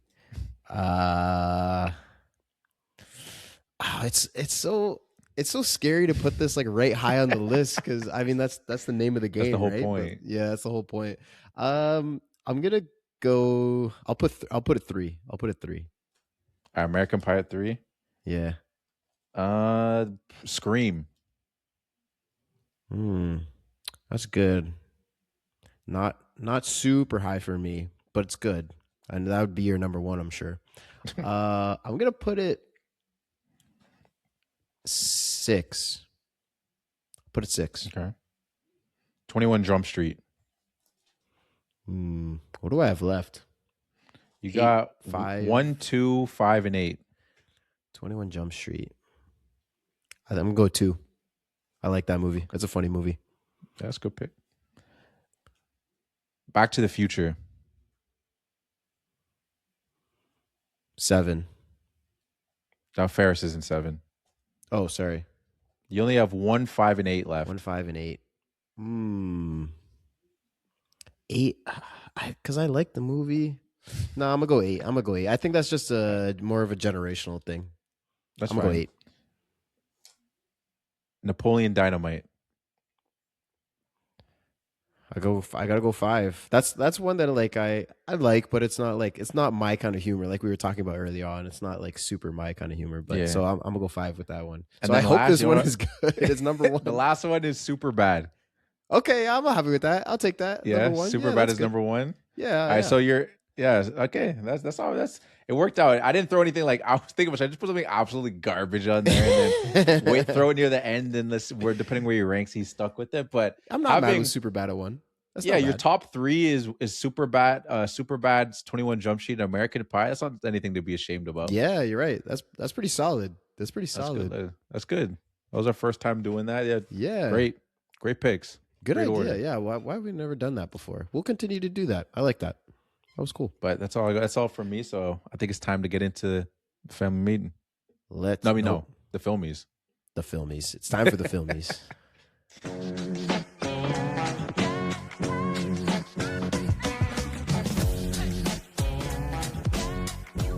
Yes, it's time. That time of the show. It's time for the Filmies. And if you're new to the show, this is a part of the episode where we give 6 awards to the movie you just watched, and very apropos with the movie we're doing. We'll start off with our Ferris Bueller Award. So that's our AKA our lazy award. Someone that could be a person. It's always a person. Actually, I was gonna say a it could person be a dog or or something. It could be an Well, I animal. was gonna say we wouldn't be like, oh, this moment was lazy, because usually we end up saying it's the writer that made the thing lazy. So it's always a person usually, but something that we wanted to point out in the movie that we didn't ruin the movie necessarily, but it's usually something we wanted funny that's wanted to point out. So who gets your Ferris Bueller award in Ferris Bueller? Yeah, the Ferris Bueller Award. It kind of feels wrong that I'm not giving this to Ferris Bueller. Yeah, in I did the movie. same too, and I felt wrong. But I'm giving it to the principal or the dean or whatever this guy is. Dean of students. Yeah, exactly. And it's for parking directly in front of a fire hydrant. It's pretty simple. Like, this is what he gets his car towed. And for the movie's perspective, it's just another thing to go wrong for this guy. But like, he's just on a municipal street. Like, there's so much space around to park. You could have parked anywhere else, and he chose to go right in front of a hydrant. And I'm just gonna say that's lazy, because I'm gonna guess that was like right in front of Ferris's house, so he didn't want to walk any further. Park a couple houses down where you're not breaking the law. Walk those extra steps. Lazy. You're already breaking into the house. You might as well park in their driveway. True. Yeah. Good like point. You're trying to climb into their house. You're peeking over their fence. Like, that looks suspicious enough. If someone just sees a different car in their driveway, that's less suspicious than what you're doing. Sneaking around the house. That's a great point. It's a great pick. I feel the exact same way. I was like, all this time, and in the end, Ferris Bueller's not even getting a Ferris. I know. It feels wrong, man. But I also didn't give it to him. I gave it to his mom. So I'm thinking maybe it should be called the Jeannie Bueller Award. And to me, it's because not checking in on Ferris, like actually checking in on him. Yeah. And it's to the point when this is actually the first time I've ever caught this. It's like there's the whole bit of it. She opens the door, it's the snoring, and like there's the pulley system of like it turns over. But when she first looks at him, the mannequin's arm is out. There's a brown, I don't know if you even caught that. There's just a brown arm. It's out, which is probably honestly just to add more to the comedy of like, right. As if she didn't notice this, because they could there's no way they were filmed this movie and didn't realize that the arm is out, but the mannequin arm is out. And she's looking over and she's like, "Aw." Oh, my little black baby. He's sick. Oh, I didn't notice that, but you're right. They had to have done that on purpose, because like somebody set up the mannequin in the bed and like that's what I'm put the blanket on. So and then John Hughes was like, "Hold up, no, leave the arm out." Yeah, just because we're gonna be extra ridiculous with it. Because why not? Yeah. And I just gotta give it to the mom for being lazy. Of just like, it's not like he has the plague or COVID. You know what I mean? You were already we're in the room close to him. It's not like, yeah, I shouldn't get any closer. Like, I don't want to catch what I got. Like, you guys were already in the room earlier in the day. Like, I think you're fine to go checking on him. Yeah, I think the only thing she's like, I don't want to wake him up. I think that was her only reason for not fully going in there. But like, you left work to come all the way home to check on him, and then you half-ass it. That's what I'm crazy. saying, and that's why she gets my lazy award. Good one. It's just like, come on, like, what are we doing here? But yeah. Next award we have is our fit check. So very self-explanatory. Who gets your best fit? I gave it to Cameron. Like you say, that's why you have the hockey jersey on, just the Gordie Howe Red Wings jersey with the brown pants. It sticks out, you know, like it's an obvious choice, you know, like most people, if you just have like a shirt on or jacket, whatever, like but someone was like, no, I want, like, that's a specific, very specific thing that someone chose to do. And like, it's weird that they didn't go with a Chicago team. You know, I was like, okay, you got I was thinking that too. I was literally saying that to my dad. I was like, I don't understand why a dude in kids growing up in Chicago be wearing a Detroit jersey. Yeah. Well, I mean, you could be like Gordie Howe is like a massive player. So like, I get like he could have the jersey, but like it's a movie and all of this stuff is decided. And you made the whole point about this is a love letter to Chicago and all this stuff. Like, why doesn't he have a freaking Walter Payton jersey on or something, you know? Oh, you know what? I think John Hughes from maybe John Hughes from Detroit. I actually never looked that up. Maybe that's a little thing. It's like I love Chicago, but also like where were my roots from? Where is he from? He was born in Lansing, Michigan. So that's probably close to Detroit. Yeah, there you go. I don't actually know my geography as far as the states. Well, but... I know Detroit's in Michigan, so it's at least in the same so there state. you go. There's the connect, I guess. Yeah, that's why it makes sense. That's a great pick. I will say though, it's kind of weird that like because when you know, sometimes we see him with the jersey off and he has like these leather suspenders like over a t-shirt. I'm like, what is this? Yeah, why? It's a look. Yeah, so like a choice was made. It's my fit check for my best and my worst fit because it's all happens in one day, so it's all one fit. But like these suspenders are weird, man. Why do you have suspenders on? Yeah, it's not. It's not it's not the best look. I agree. I was thinking the same I fuck with thing. the jersey. Yeah, no, the jersey's tough. I actually end up giving my fit check to Ferris. And it's just like it's the fit he's wearing throughout the whole movie. Basically, it's like his character fit. Like it's pretty fresh fit, to be honest. Like the dress pants, like for a dude doing on his day off, you think he'd be more leisure with it. But he's wearing dress pants. He's wearing these white dress shoes. He got the white t-shirt. He's got the cardigan that kind of looks animal print from like a distance, but it's actually like the different kind of pattern. I don't even know what you really call that. And then he's got the leather jacket on top, which I think is tough because it's got like a black, white, and gray look to it. And I just think it's a nice fit. Yeah, I mean, two of our main guys with some. I mean, we see them the most. Like most other people are just kind of wearing like his parents are just wearing suits and like garage techs are wearing like those big onesie jumper, whatever. Salone's got a weird ass fit on. She got like these big boots with like shorts down to the knee and like tassel-y jacket. Like she looks weird. Yeah. I feel like that's very 80s fit though. Like what she was going for there. I like guess. It's a style. Like they all thought about their outfits that day. It wasn't like they just throwing a hoodie in it. Like they all put effort into their fits that day. A choice was made. Although she didn't know that she was going to be skipping school. Like she would, at the start of her day, it was just a regular school day. She went to school. But did she though? Because as the nurse came in, she immediately started packing up. So do you think Ferris told her the plan the day before? Like, hey, I'm going to fake sick. Something. I'm going to call in and maybe. She seemed like she was on board with it. Also crazy to fake that's a bad hijinks to be like fake a grandma dead story. Mm-hmm. Maybe her grandparents are already dead, so she's that's what I was thinking. So it's just like we can do that bit, but her fit was a little out there. It was not like worst fit category, but I was kind of just chalking it up to the 80s because some fits you look and you be like, oh yeah, I kind of messed with that. Some of them I was like, I think that just kind of worked for the time period. Yeah, and there's definitely fits like that in every era. So I'm not just pointing out the 80s. When we were in high school, the freaking colored skinny jeans. That's the first thing. The New Boys era. Oh my goodness, colored skinny jeans. Yeah, that's yeah. I didn't actually have any of those. Did you? You didn't either, eh? I don't think. No, I didn't. No. I wasn't a hype beast. Nah, you were a little bit. You had the hats. You had a lot of hats. But I didn't go full way in the sense of like there were some things I had to say no to, like the foxtails and the skinny jeans that were colored. Like there's a couple of things I was like, nah, I'm not I can't go all the way with that. Yeah, you could see this aging poorly.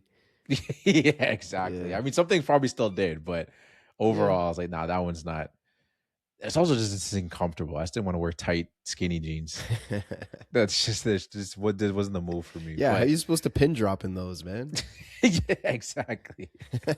I could jerk, but I don't know if I could hit the pin drop. I could do the reject. All right, that's enough of that. Enough of Okay, that yeah. 210, that Stanky leg. 2010s. Stanky leg, cack daddy. All right, I'm done. Dougie. All right, no, that's the last Yeah, one. keep going. SpongeBob. Ooh, No, crank that. Birdwalk. I don't know. Birdwalk. Yeah. I don't think I got it. Well, crank that I guess was the opposite. That was the Omega. That was a little before that. That was triple XL. Oh stuff. yeah. Yeah. All right, well, next one we have, our next award is our best quote. So what's your best quote from the movie? I gave it to Ferris, and it's at the very start of the movie when he convinces his parents that he's sick. As soon as they close the door, he leans up, looks right in the camera, and says, "They bought it." And then because then right after this, the music kicks right in, and he starts telling us about like faking his sickness and like not going to the doctors. You got to do this. You got to lean down and lick your palms, and he's giving us the whole rundown of everything. And life is quick, and if you don't look around, like the whole tone of the movie just gets set right there. But like that line itself is pretty memorable, with just like looking right into the camera for the first time. Just, they bought it. I did it. Yeah. And then off we go. I like that. Yeah. No, it's great. And like that, there's the line in there too that I wanted to like shoehorn in because it didn't end up being mine, but it fits perfectly with your quote. Is like after he says like you bought it, he's like one of my worst performances, but they said one of my worst performances, but they didn't doubt it for a second. Yeah, and I was like, that's good. Yeah, because he's acknowledging. I'm like, dog, what are you doing? Like, why are you doing a baby bit? And he's just like, I'm committed. I can't turn back now. Hey, it still worked. Like yeah, like you said, worked. Yeah, that line is in there, and I wonder because, like, obviously, from a movie making perspective, like you're choosing, okay, talk like a baby, okay, do this. So then you're saying that you had a worse performance. You could have just done a better performance and then not had this line. You know what I mean? Like this is a choice to do this. I guess it's part of the comedy, but it's just funny. That's a good quote. That's a good quote though. My quote also went to Ferris too, but it was just for like the classic thing that he ends up saying twice in the movie, where he says life moves pretty fast, and if you don't stop around and look around a while. Wait, let me just read it verbatim because I'm trying. I have it written down. He's like, life moves pretty fast. If you don't stop and look around once in a while, you could miss it. It's like kind of that is basically is like the whole theme of the movie, like this whole like carpe diem, seize the day kind of thing. He says at the beginning, and it's like a button up thing that he says right at the end before we get the freeze frame, and then into the credits. So I'm like, yeah, and that's just a line I remember too. Like even before, I hadn't seen this movie in like probably maybe like 10 years or something, but that was something like I 100% remember him saying, because that's like such a big part of the movie. Or like when you see clips, I feel like people always show that clip. Yeah. I mean, you're right. It's just kind of encompasses the whole theme of the movie. Just I don't want to go to school again. This is a beautiful day outside. You only live once. I got to look around and smell the roses, basically. Same kind of thing. Basically. Yeah. So that's what I ended up giving there. And our next award that we have is our 6-man, aka our Peyton Pritchard Award, which is going to be changing pretty soon. That's right. A couple more weeks of it being that. But this award basically is someone that showed out in their small role in the movie. So who'd you end up giving your Peyton Pritchard 6-man award to? I gave it to Edie McClurg, who plays Grace, the secretary, with the principal. Didn't know her by name. I was like, yeah, she was just killing me, man. She was really funny. Like from the very jump, like she's just sitting at her desk and she's not even saying anything. I think the principal's on the phone and she's just like pulling pencils out of her hair. Yeah. And she just like pulls 3 pencils out of her hair. I'm like, why? What? Why do you have 3 pencils in your hair? And then she's smelling the white out. Like she's just doing I was gonna say this weird physical comedy stuff that's working for me.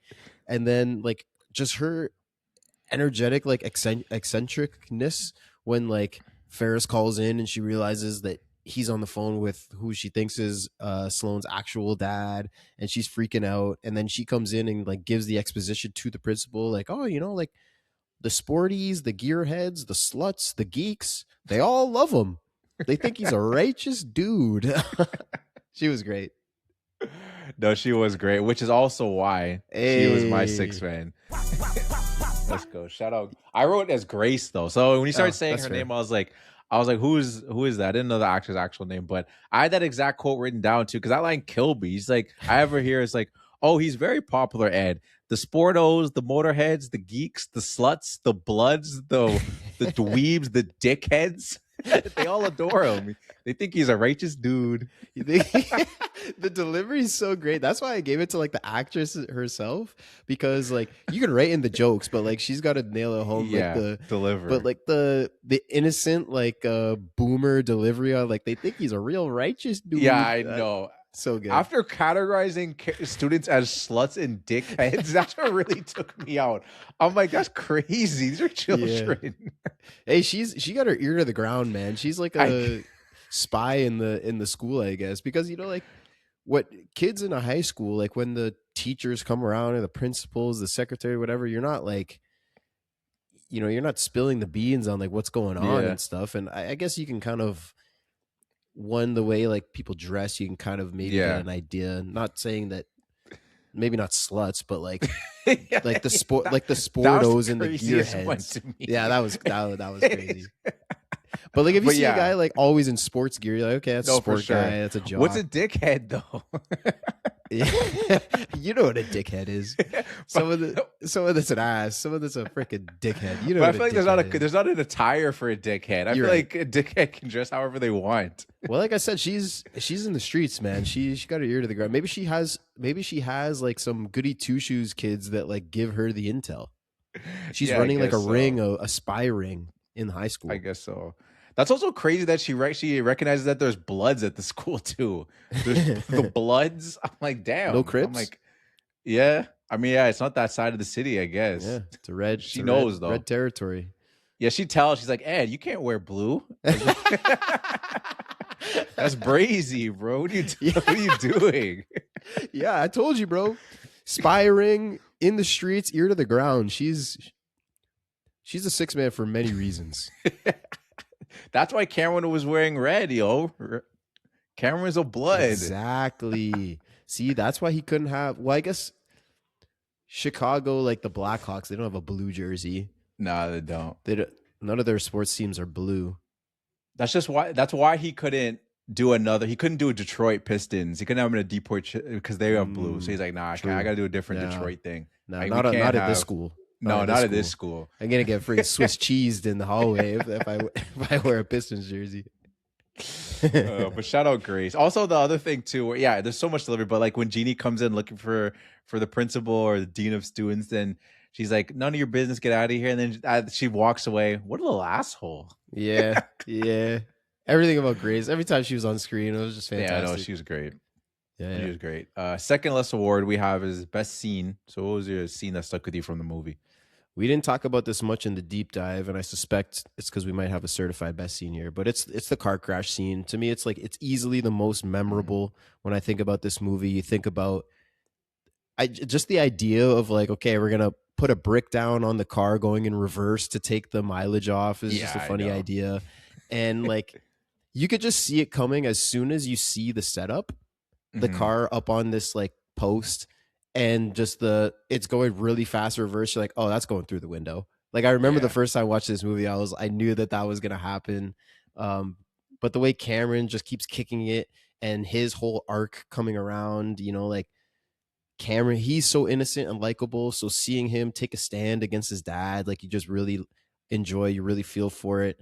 And you get to see this cool car crash. Ferris gets his moment saying like, no, don't worry. I'll take the fall for it. And Cam's like, nah. It's time that I stand up for myself. My dad and I, we're going to have a little chat. It's just so memorable. It's, to me, it's easily the best scene. Yeah, no, it's a great scene. And I remember that scene, like, absolutely, like I was shook. Like, I was thinking, because when I watched it as a kid, I was like, you saw the setup and it's like, oh, it doesn't look good. Like, it's going backwards. There's a window there. And now that he's kicking it and you see it, like, at that point, then you're like, oh, this is definitely happening. But you're kind of thinking, like, maybe someone will step in. Because it's like it's a comedy, so like I feel like there's not that much stakes here where like something crazy like it's gonna happen. maybe like he's already damaging the car. I was hoping, like as a kid, I think it's wishful thinking. Please don't let it happen. And then it does happen, and you're just like, oh my goodness, that Ferrari Mm-hmm. is just because at first they don't even show it. You just see that Stallone and Ferris reaction, and then they kind of look back. They're like, car's dead, man. You killed the car. Yeah. like It's funny you not say looking like good. you hope someone's gonna step in because Sloane was about to. Like Cameron kicks it once and she's about to go stop him. Ferris is like, no, let him destroy the car. Yeah, just let him crash out. It's fine. Yeah. Which I'm just like, it's like, all Yeah, right. he needs this. He needs. I mean, Yeah. Ferris is his best friend, so he knows him, you know, better than anybody, better than his parents who don't even exist in this movie. Yeah. And so he's like, nah, he's going through it at home, so he needs to like kind of have this epiphany and go through this with his dad. I mean, it probably would have been better if it was just denting the hood. Because like, what do you think that conversation was like when his dad got home? I'm imagining a lot of yelling. Yeah. I don't know. Cameron's cheeks might be looking like that jersey. Yeah. Like, I don't know. I feel like his dad just be irate because it's one thing. Like, I feel like if it was just, whoa, why the mileage so high? Did you drive the car? Like, that's a conversation where it's like, or even just the dent. But that, it's like, what the heck happened? Like, Yeah. I don't even know if his dad would be even that logical to even ask what happened. He just starts screaming and Start freaking out. Yeah, I mean, because Cameron establishes like, right, he's like, he hates his wife. He doesn't care about me. All he cares about is this car. So does it? I mean, it's a comedy, and like you say, they do raise, like, you almost don't expect that to happen because the stakes have been so low in this movie. Nothing really matters. So like, does it actually get to the point where if the stakes are real enough, he like kicks Cameron out or something, and you know, it gets, maybe he stays with Ferris, or I mean, he's going to college soon anyway, so maybe he goes away to school or something. But like, and obviously we don't see that. That's not in this movie, and there's no Ferris Bueller too. But I don't know. That's a possibility, I guess. Yeah, no, for sure. But it ended up like it buttoned up. We're like, oh man, like with the music and the smiling and everything, you just hope like, it's gonna turn out okay. Cameron, because Cameron's like, he's found his self-respect now. He's his own man now. It's gonna turn out okay. His punishment won't be okay. Well, I'm not even just talking about getting beat up or anything or a hit or something like that. I just feel like he's probably not gonna be able to do anything for a very long time. Just financially wise, it's just like, you're not going out, you're not doing this, you're not going to no games. Because regardless of whether your dad's a dickhead or not, like destroying a car, that stuff, like the punishment has to be had. Yeah. I mean, like I said, if he gets kicked out, I mean, like you said too, he's kind of reached this point where it's like, okay, maybe he doesn't even care. So maybe if that's what happens, he's like, okay, you know, I'll leave. Like, I don't like it here anyways. But you're right. He's got to be, that almost maybe wouldn't be punishment enough. So I don't know what that punishment is, but it's going to be serious. Yeah. Sorry. And Cameron. surprisingly, that actually wasn't my favorite. I didn't end up being my best scene. I do think it's a great scene, but I ended up just going with the opening scene because I feel like it really sets the table for the tone of the movie and kind of explaining the whole fake out thing, how to fake out your parents being sick. I think that's fun and creative. It almost has like this kind of like, it almost feels like a YouTube video, like a modern YouTube video, like how someone does like a setup and they got like their side, they have space for the side and everything like that. It's just like a cool editing style, just to kind of have that and be like, don't do this though. Like I just thought that was fun just to have that. Cause as you said, it's like the first 5 minutes of the movie. And I feel like you get the tone of the movie from right away. And you also kind of understand what this character is very quickly in the first 5 minutes. And him even just going into his little rant of just like, he's like, I don't like socialism. Like, why do I care? Like, I'm in America. Like, I don't care if they're fascist, right, or whatever. He's like, I'll be clear though, I don't like isms. Like, I think isms are bad.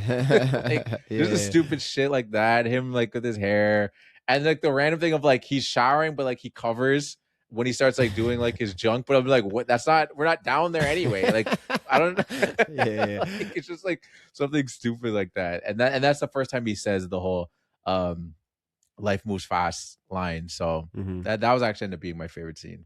Yeah, it's fair. I mean, that's kind of why I gave it some credit with my quote, like, because like the quote itself is nothing special, but kind of like what it leads into, the whole talking to the camera thing. Um, it's it just works. And I mean, like you said, like having that right at the start to be like, okay, this movie, we're not taking ourselves too seriously. This guy's just doing stupid stuff to stay home from school. He's in the shower with like this mohawk that he gave himself for no reason, and we're just gonna have some fun.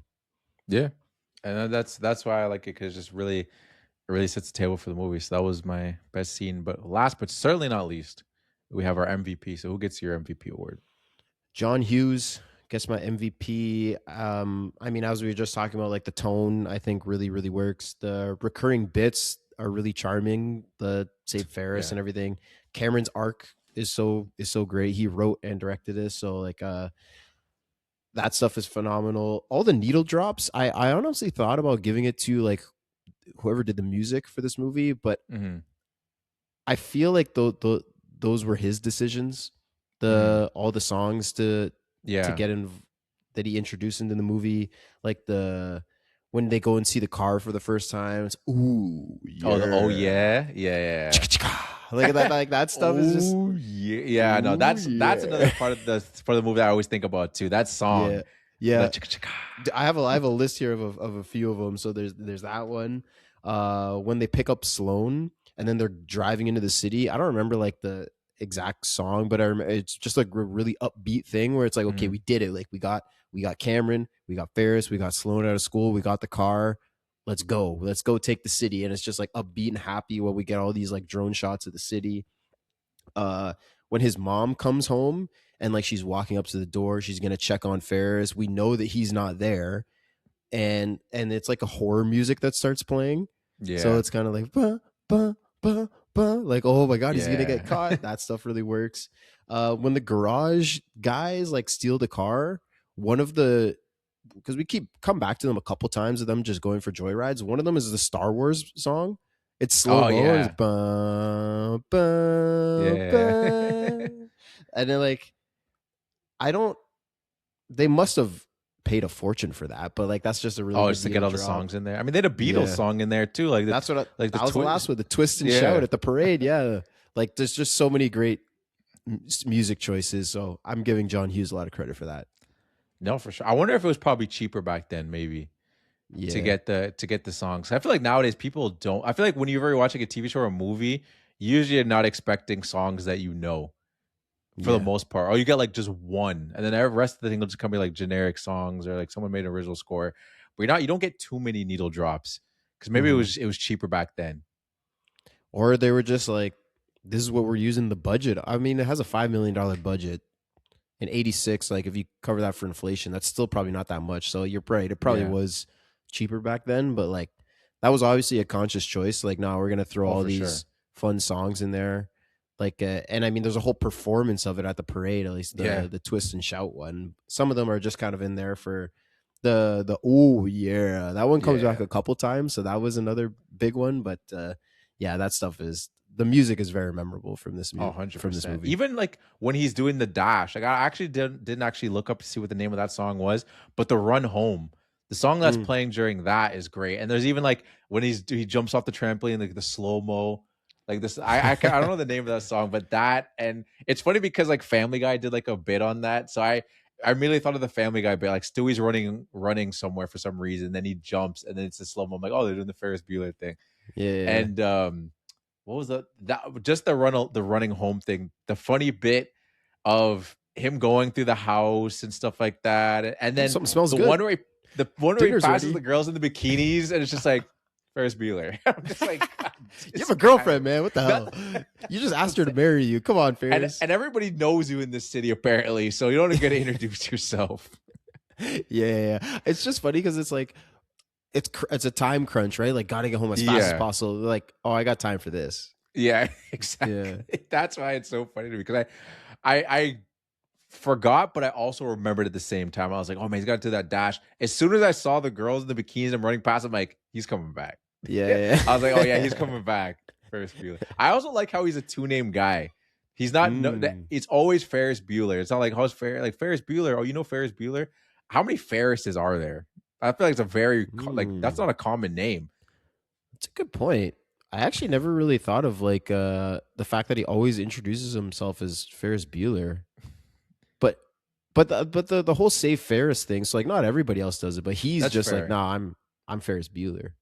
But I feel like in the hallway, everyone kept referring to it was like, oh, Ferris Bueller, like he's helping me get out of like school or whatever. Like, Yeah. oh, is Ferris Bueller okay? Like, I felt like there was a couple times they obviously did just say Ferris, but there was a lot of two name things where I'm like, it's not like his name is John, where you got to really, you know what I mean? It's Yeah, like John who? Yeah, exactly, John who? How many Ferrises are there? I've never been a Ferris in my life. Ferris Johnson. You know I don't Ferris know. Johnson? Okay. No, I don't. I don't think I. Yeah, I got don't think my I word. do know any other Ferris Ferrises. Johnson. I'm sure there's a guy named Ferris Johnson. Probably. I also didn't say this, but I might as well since we're already in it. My MVP is also John Hughes. So all right, let's certify that. I feel like it was. There was a part of me because like I think we said this in a couple episodes where it's just like when it's writer director, it always feels like it's a safe bet to do it. I mean, if you like the movie. But it's always like, yeah, it's probably gonna go to him because there's a lot of good things going on here. Again, if we didn't like the movie, then it's just like obviously he's not gonna get the MVP. But to me, this movie just such a good job of really showing like that teen spirit, and of like having the fun now, worry about it later, and that's kind of like Ferris's MO without the movie. Like he's so short sighted with a lot of things. Like, even Cameron and them were going at him like, just let go of this restaurant thing, bro. Like this could literally be the thing that gets us caught. Let's just go somewhere else. He's like, no, like everything, like going in a parade and then dancing, like your dad's building, which apparently is right there. You're not even thinking about. You should know where your dad works. His dad starts dancing. Not even you wouldn't know that's Ferris down there. So that at least that's realistic. There's no way from the top of a building you'd be like, is that my son down there? Like, right? It's like, oh, there's a parade going on, and there's like like hundreds of people down there. There's no way he'd be able to spot his son. Yeah, you're right. That one's realistic, but I mean it depends on what you like from the movie. Like if it was, you love Matthew Broderick's performance. Like I said, I don't even find him that likable. So that's fair. I wouldn't. That's why I didn't give him my MVP for the performance. But like I think the writing is good. Like the tone, all the stuff that I already mentioned. Yeah, John Hughes. And I think it's actually visually interesting too. Like it's kind of in the background here. Like there's very thoughtful shots. Like a lot of times they're just like even when at the museum, that was like a very like thoughtful art thing of just like I want to show off the art in this museum basically. And then them just like standing there with their arms crossed. Like that was just like shot, that was very just like let's get a cool shot in here. When the dad is go what you're saying, sorry? Well, I was just getting and then they super zoom in on the painting. Oh yeah, like down to the freaking like threads of the canvas, like with Cameron, like just looking back and forth. That's that's good. That's gotta like, all right, let's get fun with the camera in this museum. Everything else is kind of just like this is what's happening. But yeah, you're right. I even think there was like another shot too, which was interesting. Like when they were looking down at the city, where they had like their heads on the window. That was just like a kind of like a cool, interesting shot. I thought that looked good. And then just like little things where it's like these things aren't like very much like like the cinematography is crazy, but it's just like it's doing these creative things of like again like when he's running the slow mo when he's coming down. It's just like getting fun with it where it's just like it's a comedy. People aren't really expecting to see like interesting like shots, but they threw a lot of them in there. It's nice to see like the drone shots, like, as you mentioned earlier, of like the city and stuff like that, kind of just showing the buildings, showing landmarks and stuff like that. So I also wanted to give them some love just for having fun with the camera work. Yeah, good show, man. So that's double certified. Double certified. Yeah, MVP 6 man and MVP. 6 man. Yeah. Good old Grace. Good old Grace, man. Dickheads and sluts. Sportos and gearheads and Oh man. Well, that's gonna do it for us, everyone. Thank you for listening. Episode 4 of the Real March Madness coming next week, the end of our tournament. We hope you've enjoyed it so far. We hope you enjoyed the episode. If you did, we would appreciate a 5-star review. 5 days off. 5 days off. Yeah, I was trying to think of like 5 mannequins, 5 mannequins. I feel like 5 days off sounds nice. It's a nice little. Yeah, I was gonna say something. I'm gonna say it now because we're I was gonna say 5 kisses sluts. for 5 kisses for daddy or 5 dickheads, 5 5 dick, yeah, sportos. 5 weirdos. Geeks. Pull 5 pencils out of your hair and click a Yeah. star on your phone or There you go. computer or whatever it is that That. you're listening to this. Yeah, That. yeah. We would very much appreciate it. Be sure to check us out on Instagram, TikTok, YouTube, Film Room Pod. Be sure to check us out on Apple Podcasts, Spotify, Film Room. Leave us a comment. If you want to join the family meeting, hit us up. We will shout you out on the episode. We'll see you next week for the finale of the Real March Madness. Dion, take it away. And remember, life moves pretty fast.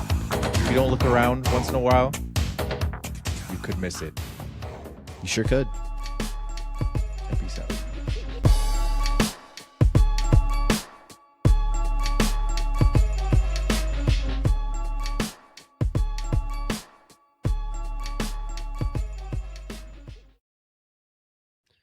Guys, the episode's over. You can go home. It's over. Bye.